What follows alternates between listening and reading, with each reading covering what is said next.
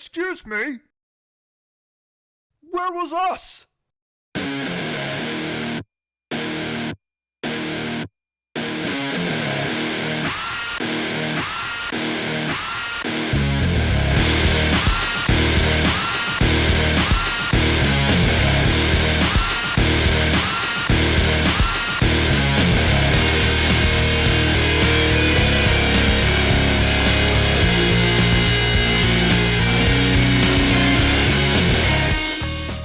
What's up, everyone, and welcome to the top 5 games of 2024. As always, we are here to talk about the best games that happened last year, what I think about them, and why I personally enjoyed them the most. Now, I also got to address the elephant in the room. Yeah, it's true. I did not make a 2022 top 5 games, and it's not that I forgot. I very much didn't forget. The fact of the matter is that I very much overworked what I was gonna do for the top 5 games of 2022, pretty much. To put it essentially, I massively over-edited it, pretty much.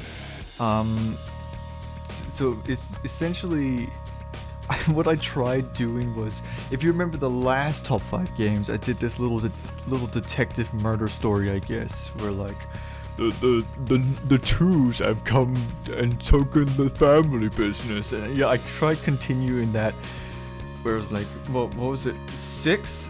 The number 6 or 5. I think it was the number 5, shot and murdered one of the 2 triplets.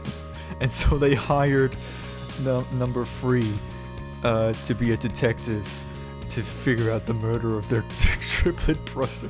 I just did too much editing. And it just eventually just came to the point where it was like, we were too far into the year that it just felt like, it's gonna be distasteful now if I just randomly drop it now, if we're like top 5 games of 2022 in the middle of like September or something. Yeah, no, so I kind of dropped that. But I think we're keeping it simple. Something simple for this one. Just get it out of the way. You know what? I can't leave you hanging in the dark. I'm just gonna quickly just tell you, like, not in the same format that I usually do. I'm just gonna speed run through the games of the top 5 games of 2022 quickly, so that you guys at least would know what games that I liked from that year. Starting from number 5, it was Pokemon Scarlet and Violet. I always have a soft spot for Pokemon games, you know. Even though people seem to be complaining about how graphically it doesn't look great. But I know I just had a lot of fun playing a simple Pokemon game, you know. Number 4, it was Far Cry 6. The gameplay, as always, for a Far Cry game was fun and intriguing. The villain, of course, was once again an excellently well-made villain. But I thought that the supporting characters were honestly quite annoying. I did like the protagonist, and but I also find that the weapon system that they had in the game, the fact that you can't pick up enemy guns, or the fact that you can't even scavenge grenades, and that the only way to get guns and grenades is to go to a weapon store and get them yourself. That part is annoying, but otherwise it was a pretty solid game. Number 3 was the Quarry, another game from Supermassive game, which, you know, were the creators of these interactive horror games. Even though, like, by the time what's that game called, the one with the murderer, came out, I like that game. In all honesty, kind of sucked. It was so glitchy that the characters were kind of hit or miss, and like it just felt long and draggy. But the Quarry was different. I did like the Quarry and the pacing and how it went, but however, I did definitely feel like many of the human characters were either underutilized or super utilized. But yeah, number two was Digimon Survive. I really enjoyed playing Digimon. It really felt like a Digimon story, the way the story went out, and all the characters were nice. My one griping problem with it was that it was pretty much a text and image type game. Not many. It didn't really had any cutscenes or whatever. And even in the gameplay itself, when you actually start playing as the Digimon fighting other Digimon, the gameplay's strangely like, I would like to say generic. Like you only get like two moves. You know, it's not like Pokemon where you can have like multiple different moves that can do different things. This one's just like really straightforward, but its strengths lie in the story. And then number one was Wandering Village, a very gorgeous, beautiful, creative game where you're on top of a giant Godzilla-sized monster and you build a little village. It's really sweet, and I hope to see it moving forward. So yeah, there you go. Now you're no longer in the dark of what games were my top 5 games of 2022. Yeah, and now we can move on to 2024 and talk about the best games of 2023. In terms of the year itself, I'll be honest, 2023 was not a particularly pleasant year. it was not a very great year for me personally, but I don't know, maybe it's different for others, but that's not why we're here. We're here to chat about video games and whatnot. Yeah. So, anyways, without further ado, I don't think there's anything else I could really chat about this year or last year. So let's move on to number 5 of the top 5 games of 2023.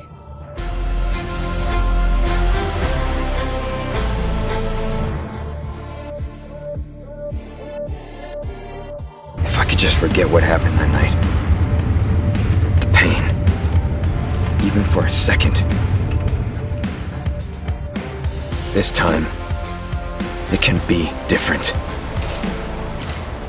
It has to.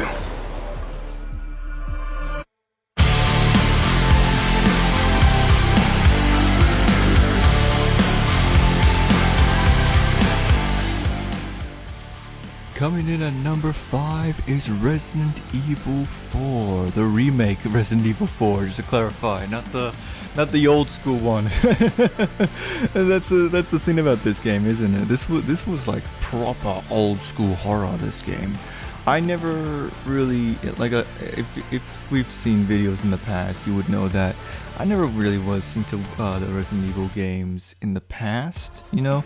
I only started coming into Resident Evil when 7 dropped. 7? 7! the 7th one dropped. But but even then, even before that, I do remember a time where, like, Resident Evil 4 was, like, a very talked about game. Like, it was like a classic, like it's arguably before the other ones came out, 4 was arguably probably one of the best of the bunch, you know. And I used to remember watching YouTubers talk about Resident Evil 4 passionately. YouTube channels like the gaming, not the gaming lemon. I'm sure you played this game as well in this time, but like, what was this? Peanut Butter Gamer. Peanut Butter Gamer used to talk about like his, you know, video game stuff, and Resident Evil 4 was part of it. So now that we're in this more newer age of Resident Evil, when 7 came in a rise, Resident Evil 4 remake was interesting. You know, it was cool to see it come to life. You know, and I have seen gameplay of people playing the old school Resident Evil 4 game, and then see the remake. And you know what? Yeah, the old school one game was pretty cool as well. Yeah, but this game was really well made. It looked cool. You know, it had that classic like grotesque Resident Evil charm and whatnot. And it's still stuck by what happened in the old school game, but while still also, you know, doing the newer stuff. The DLC stuff with Ada was cool as well, and some nice nods to the movies with the lasers and blah blah blah. And the monster varieties, something that people complained about Resident Evil 7. You know, how those not that many monsters to fight, not much variety. That variety is very much in this game, and it's cool. It's nice to see where that whole variety thing comes into play, where you have stuff like ogres and bugs and bloody centipede rib cages and blah blah blah. But yeah, it was cool. It was cool. I do like the changes that they did to Ashley. Was that her name? The president's daughter. How like, you still do the same thing where you like instruct her to hide and whatnot, but in this version she's much more mature, and actually was actually a really likable character, compared to the old one where she was like Leah! And you always have to save her. It's funny, yeah. And I don't think any of the other characters really changed, but it was still nice to see them nonetheless. Yeah, the gameplay is fun, to go around, buy guns from the what's his face, and yeah, like really there's nothing else I could really say about this game. It's just a solidly well done game, Story is what you expected to come from a remake, because it's a remake. Nothing's really gonna change. Maybe the pacing might be different, maybe how they do it, the execution might be different, but it's still generally the same story, right? And I think the story for what it is, is good enough. It's all in the gameplay and that really matters in the end. And I think they did it well. Yeah. Yeah, there's really nothing else I could say about Resident Evil 4. We'll see how it goes for the future of Resident Evil games. I think Resident Evil 4 was the last viable, acceptable Resident Evil game to really remake, because after that, people didn't like the next two Resident Evil games, didn't it? I'm pretty sure like 5, the 5th one, had a bit of controversy about racism or something, and people very much did not like 6. And then 7th came along and revived Resident Evil. So I don't know. We'll see how it goes, but it'll be interesting to see whether or not they would do a remake of 5 or not. But yeah. So anyways, yeah, that was number 5, Resident Evil 4. So now that we're done with number 5, let's move on to number 4.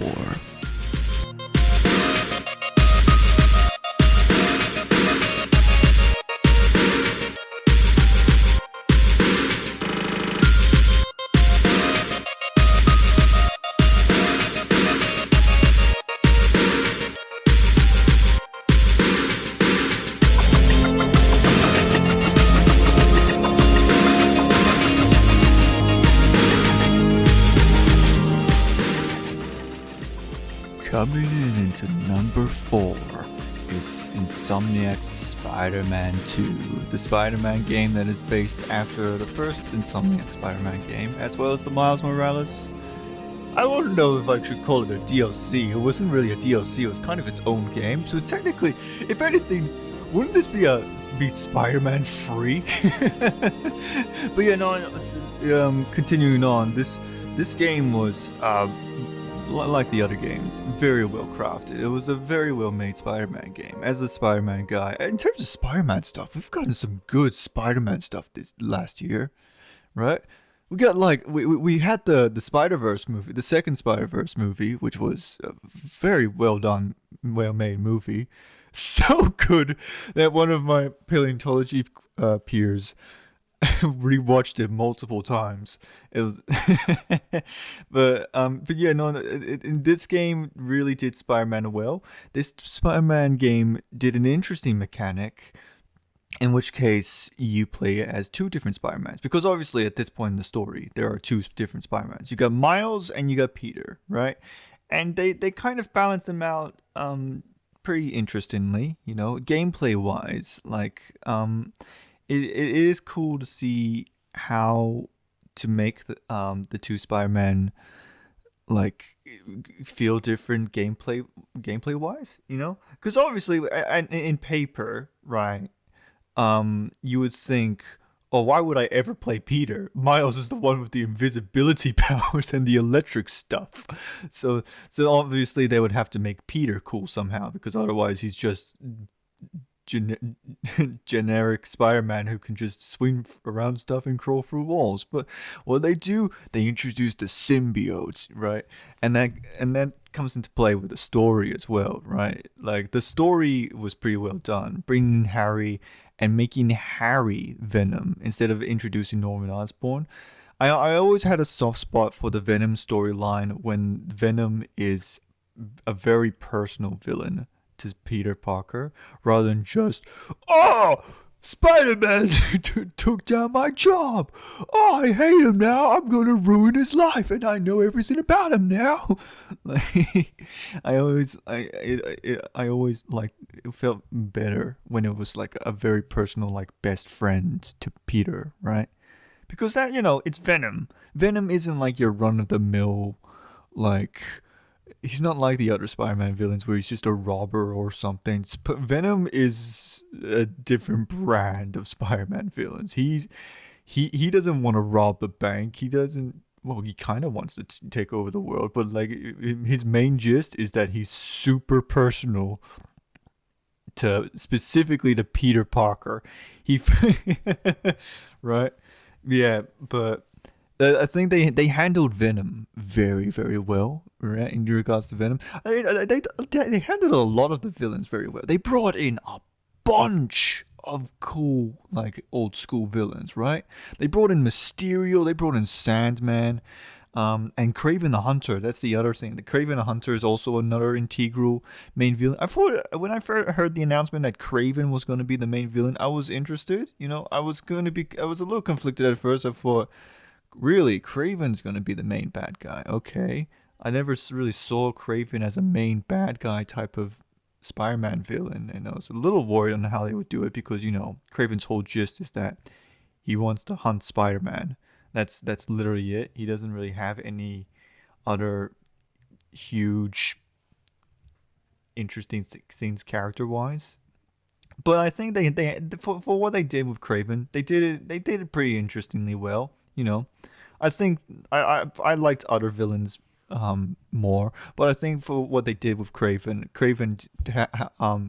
took the plot pretty well as a main bad guy, a guy who's gone to New York City to capture the most dangerous of the criminals in New York City and hunt them in the hope for the greatest hunt. And secretly, he's like, he's dying from cancer or something like that, and he wants his last moments to be like something big instead of dying on a bed slowly from cancer. So he wants to die in battle. And then in comes Venom. But in saying that, they also killed off a lot of villains, which was sad to see. They killed quite a few big bads, which is quite depressing actually. Like they killed so many off that it feels like we're not going to have a whole lot for Spider-Man 3. Obviously, there's the obvious specific laughing green man that will come into Spider-Man 3, but that's another time. We need to talk about Spider-Man 2, right? But yeah, going back to all the villains, they handled all the villains marvelously well. I really liked how they did all of them. Sandman's story, Cletus Cassidy, Mysterio, they were all handled very well, right? In regards to the Spider-Man themselves, it's interesting. When you have two different Spider-Mans, you're gonna have to make a storyline that fits both, And for the most part, the majority of the story lies with Peter. And so I want to talk about Miles, right? And it's unfortunate because it really does seem like, in terms of story wise, Miles didn't do a whole lot. I mean, I guess he had this whole character arc of forgiving Martin Lee from the last game. Martin's back, by the way. Yeah, he's back.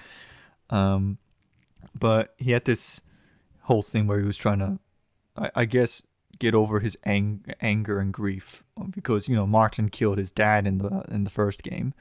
So it does fit in with the whole theme of the symbiote, as this parasite that leeches on anger, and kind of drives that more forward. Oh, the lizard! I forgot about that. They brought in the lizard. Why did I not mention the lizard? Yeah, that was another villain that, well, quotation marks villains that they added to that game. But moving on. But yeah, Miles didn't. Other than the whole Martin Lee stuff, Miles didn't really feel like he contributed that much to the story. Obviously, he did his usual Miles Morales Spider-Man stuff where he's helping out the neighborhood and whatnot. But other than that, yeah, it wasn't story-wise. It wasn't a whole lot. Yeah, I think the gameplay-wise, the fighting mechanics for the different Spider-Man were cool. Having Peter have the symbiote and do all this cool symbiote stuff was really cool. And then Miles with his invisibility makes stealthing, a little interesting. But I think the combat was more, what's the word? Catching, interesting, fun to watch than the stealth stuff. I mean, they tried to implement more stuff, the stealth stuff with the tripwire webs, which was cool on its own. But like I've seen other people say, it just feels faster and almost more funner to just go in there punching. Yeah, no, this was a really well-made Spider-Man game. Yeah, and I can't wait to see what they go moving forward for the next one. Yeah. I think that's it with Spider-Man. But yeah, as a Spidey fan, I'm happy with it. Yeah. As a Venom fan as well. Oh, and that's another thing with the Venom thing. Massive spoiler. But it's when Venom finally appears, they pulled off a Transformers War for Fall of Cybertron, where out of nowhere they make you suddenly play as the biggest, coolest thing in the game. If you know what I'm talking about, when you start playing, suddenly out of nowhere you're playing as Grimlock, right? That's the variation of this game. Which suddenly out of nowhere you play as Venom and you just cause havoc. And God, that was fun. That was the most fun part of the game. To suddenly out of nowhere, like, surprise! You get to play as Venom now. And it was so cool. Yeah. But now we're actually done with all those things I gotta say for this game. This was a well-made Spider-Man story. Obviously it had its flaws, but it did well for what it had. It handled the villains well. It handled the Spider-Man well. Handled the story pretty well. It was just a very solid, good Spider-Man game. That Insomniac always does. Yeah, so now that we're done with number 4, let's move on to number 3.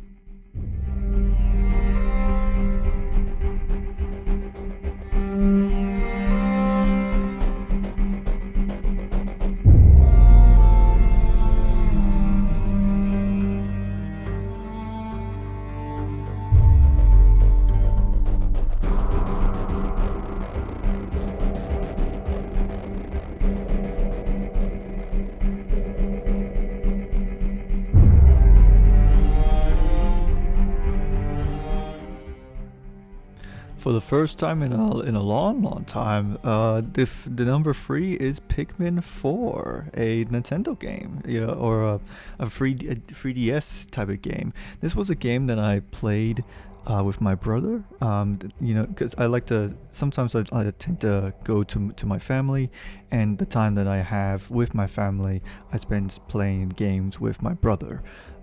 We did this way back with Pokemon games, and we've played Digimon Survive, which was the contender for last year's favorite game of mine. So for this one, I wanted to do something interesting for Pikmin 3. Rather than I tell you why I like the game, I'm going to segment into a little, I guess you could say, a cameo. Sure, we'll go to give it a cameo, and my brother will actually tell you why he really likes the game, because my brother himself actually really likes the game himself. So yeah, here's the microphone to the other heart.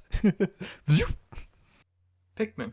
I love game franchise from the people that have actually tried it, and personally one of my favorite games ever. Their newest release, Pikmin 4, is basically a remake of the games Pikmin 2 and 1, but with some new spice added onto those games, like a dog named Ochi. It actually brings a lot to the game, helping solve puzzles by adding things like platforming, being able to dash to move objects from high spaces. Doesn't sound like much, but you get stuck on it sometimes. And you can play as it as a second character, being able to switch from human to dog. So you can put it on like a button duty for a puzzle or something. There's a few more mechanics he introduces, but not important enough to list. This game also introduces, in my opinion, the two most powerful Pikmin in the series, the Ice Pikmin and the Glow Pikmin. The Ice Pikmin can withstand cold areas, hover in water, and freeze enemies with enough of them attacking. Oh yeah, they also make flying enemies drop from the sky, which I find just a little funny. And the best of them all? The Glow Pikmin. This Pikmin has the power of every Pikmin except purple. What makes them overpowered, you may ask, even after me stating that point? You can merge them together to make a giant glowing ball and throw them at enemies, spreading the Pikmin between the enemies, and stunning them as well. The caves are well made, bringing in cool, unique, and funny little bosses, like the Snowflake Fluttertail, the Water Wraith, and the lovely groovy Longlegs. Where does the difficulty come in, you may ask? It comes from Dandori battles, or nighttime expeditions with the Glow Pikmin. It was really fun seeing these levels go from 1 out of 5 difficulty, where you don't really need to think and you can make as many mistakes as possible and you'll win, to going into a 5 where you're fighting for your life against Louis or Olimar. And for some reason they have a dog that can carry 33 people. Or, in the nighttime expeditions, fighting the final boss of the first game, a spider and a secret boss that instantly kills everything at its feet. It's super rewarding if you struggled on these levels, and it feels like you can improve with things like time management and strategy. My critiques aren't 100% on the game side though. I do wish some Pikmin had more uses, like the rock and flying Pikmin. In the 2-player mode, it's basically player 1 having fun playing Pikmin 4, and then player 2 just throwing rocks at the enemies. Wow. Ah, yes, thank you very much. That's such a stupid transition. We'll roll with it. Yeah, okay. But so now that you've heard everything that we've liked about this game, let's move on to number 2. Oh my god!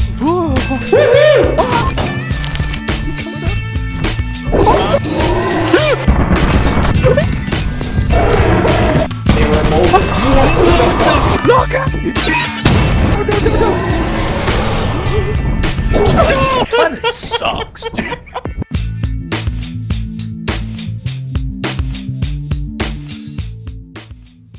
Coming in at number 2 is Lethal Company, a game that just kind of came out of nowhere. Yeah, but this was a very chaotically fun game, Lethal Company. It's a really simple game. You go into these like planets of wherever, and you're just trying to collect stuff, right? And while you're in the middle of trying to collect stuff, everything is trying to kill you. But this game was incredibly fun to play, yeah. But I know that, like, graphically, you know, comparably to other games, it may not have looked like the most graphically advanced game.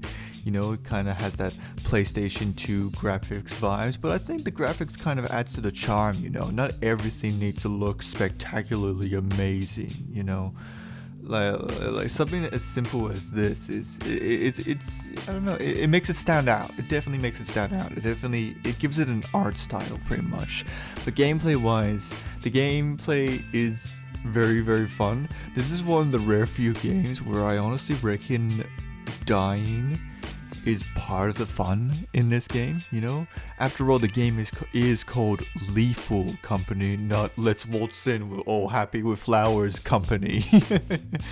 Yeah, it's really fun to just walk in and, like, suddenly we come across some random monster and panic just ensues, you know? Because it's not like other games where you would have a gun or something to like shoot the monsters and protect yourselves. Now you just have to run, and like your only tactic is just hope that you're faster than the other human. Of course, this is probably going to be just like SCP, where each of the monsters does have a way you can work around and that you can survive.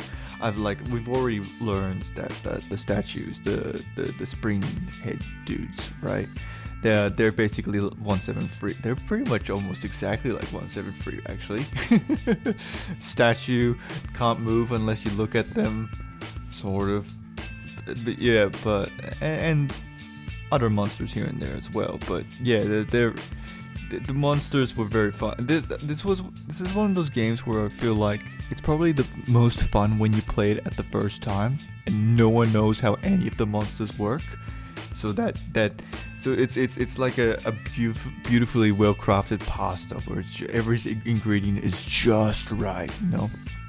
And that's where I feel like the game becomes its most fun.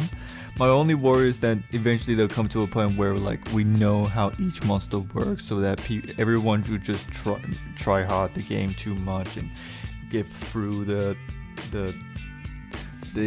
levels too quickly and too easily without any sort of worry, and it just my worry is that maybe it would just become boring at that point.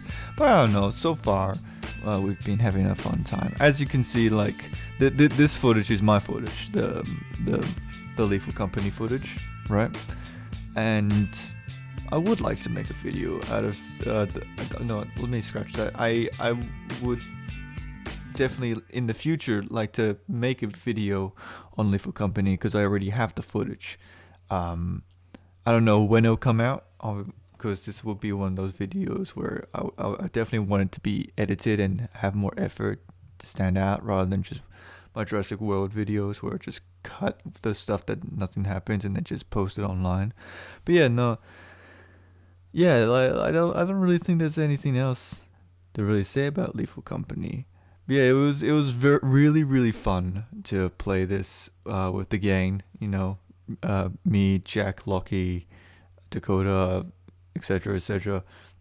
And yeah, it's just chaotic fun. That's all it really is. Chaotic fun. There's no real deeper meaning to it. It's just chaotic fun. It's like SCP Secret Laboratory in a way, you know? Let's hope it's just as timeless. Yeah. Well, anyways, I think that's pretty much it. This one's a much more shorter one compared to the other ones. Yeah. So let's move on away from number 2. Again, hopefully someday I'll make a Lethal Company video. I don't know when, but we'll see when it happens. But moving on from number 2, and we'll go to the number 1 best game of 2023.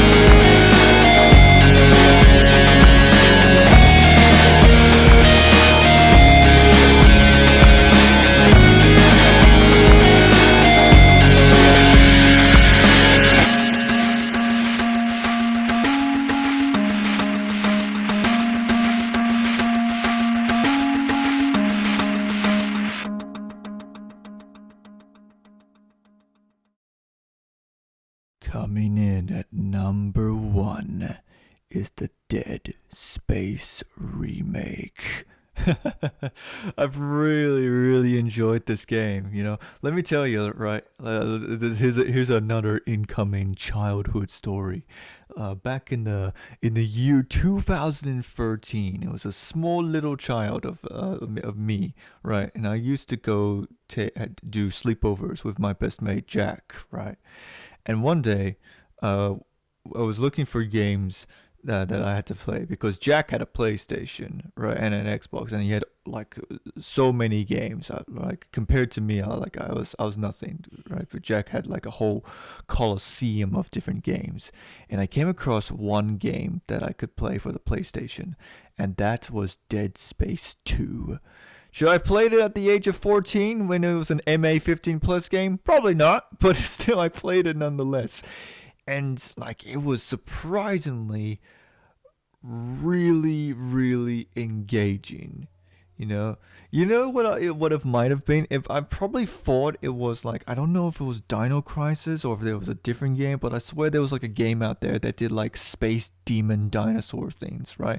And I thought Dead Space was that game, so I played it, but no, Dead Space was not that game, but I still got hooked nonetheless. And I mean, and I guess it's good that I got hooked into the second game because yeah, like I have eventually played the first Dead Space as well. After all, I played it alongside Kyle. If you watched Kyle's Gaming Crafting channel back in the day, yeah, but I did play the original Dead Space, and yeah, like compared to Dead Space 2, like obviously it's not nearly as scary. I mean, it still has scary elements, but more like there's a monster at any corner type scary. While Dead Space 2 is straight up hallucinations, Nicole, and stuff, right? But yeah, I was always like a Dead Space kid, if Jack's equivalent childhood horror game is Doom, then to me, Dead Space is like my Doom. Like I grew up playing Dead Space games. I think I replayed the Dead Space 2 like a couple times at least. I played it at Jack's house, and then one day I just rented it from the store and just played it back at my house, because I just like Dead Space 2 that much. Dead Space 2 is definitely one of those games that I could see myself replaying again and again. And you know what? This game is kind of like, even now, I'm kind of in the mood to play some Dead Space.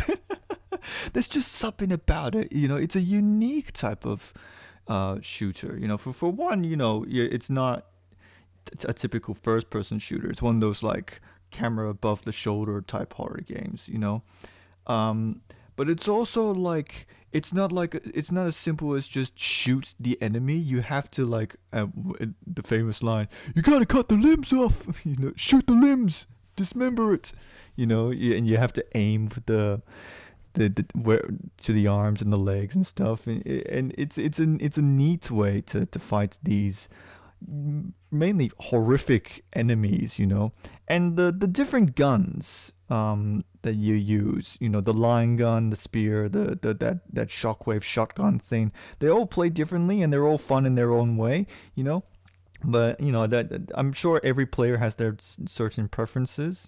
For me, I use the line gun a lot, and what was it? I used the line gun, the plasma cutter. You'd be insane not to use the plasma cutter. Actually, plasma cutter, even though it's like the first gun you get, is arguably probably the best gun in the game. The plasma cutter.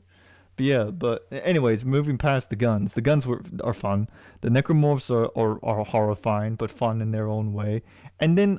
The elephant in the room, Isaac. Now this is a remake, right? But it isn't like a full remake of the story, because obviously like there's a drastic change between Dead Space 1 and 2. In Dead Space 1, Isaac was a silent protagonist, but then suddenly in Dead Space 2 it's like, oh yeah, I can talk now. Oh god, I'm gruffy and like I hate everything, but like I'm trying to get through it. It's like this tired, stressed man.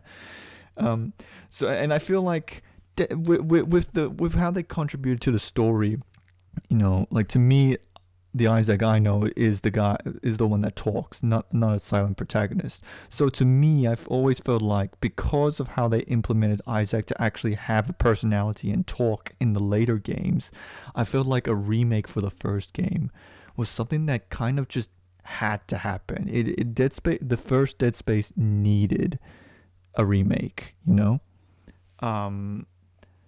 whether or not Dead Space 2 gets a remake is a whole other story. I have mixed bags about getting Dead Space 2 a remake, because Dead Space 2 is already a perfect game, doesn't really need a remake. But with Dead Space 1, purely just to correlate itself with the story of the later games, I feel like it kind of needed that refresh. And you know, graphic wise, it looks awesome. It's a really a graphically well done game, you know, this remake. And in regards to the story, because of the fact that simply by having Isaac talk completely changes the story, but yet at the same time not fully, it's still somewhat the same, but they definitely changed certain story elements here and there, particularly with how they go with, what's his name? Tyson? No, Tyson's the second dude, right? He's the bad guy in the second game. What was his name? The captain, who's they had this whole thing with Chen, and they like completely rewritten like how this certain character. I'm not gonna go fully into how they changed it, but like it's definitely different. It's not completely the same as the first game, but and I think that the way they did it was pretty good. They did it really, really well, you know, and it feels like the same game, but like still different. That's the best way I could describe it. Yeah. But yeah, like I don't know if there's anything else I could really talk about this Dead Space remake. It was otherwise a very solid game. You know, I had a lot of fun playing it. As a Dead Space fan, yeah, this was fun. In fact, fun fact actually, because when I got the game, I wanted to feel nostalgic. So instead of playing it with a mouse and keyboard, because I obviously bought it through the PC and played it on the PC. Instead of playing it on the mouse and keyboard, I actually got a PC controller and decided to play it on the controller purely because I played the original Dead Space games on the PlayStation, right? And I wanted to have that same feel that I had as a kid, you know. So and even though like that might have not been the greatest idea in hindsight because the controller sucks, but I still committed to the whole way and played it on controller, and I had a blast. Yeah. Oh man. But that's Dead Space, and that's it. That's the top 5 games of 2023. So we're done. Hopefully, I won't have any mishaps again for the later years. Maybe it will happen again. Maybe it won't. I don't know. It was just a simple case of just me over editing the last year. Well, not last year, but the year before last year's one. Right? Yeah. We'll see how things go. Yeah. I think what I'm going to do first things first after this video is that I'll just pump out another Jurassic World video quickly just to speed things through. And then hopefully I'll also have time to edit some other videos, because I got some other videos here and there that I also like to edit. Like I said earlier, I have like a collection of recordings of Lethal Company, and I think it'll be funny to make a video out of that. And I've also got recordings of a co-op game that I played with Lucky that I want to make a video out of. But yeah, the Jurassic World content's still going to come out, and yeah, we're just going to see how things go from here on out. So I'm Super Marcel. If you like the video, click the like button. If you want to see more, click the subscribe button. And I'm Super Marcel. Make sure you have a super time. Classic radio voice. Bye bye.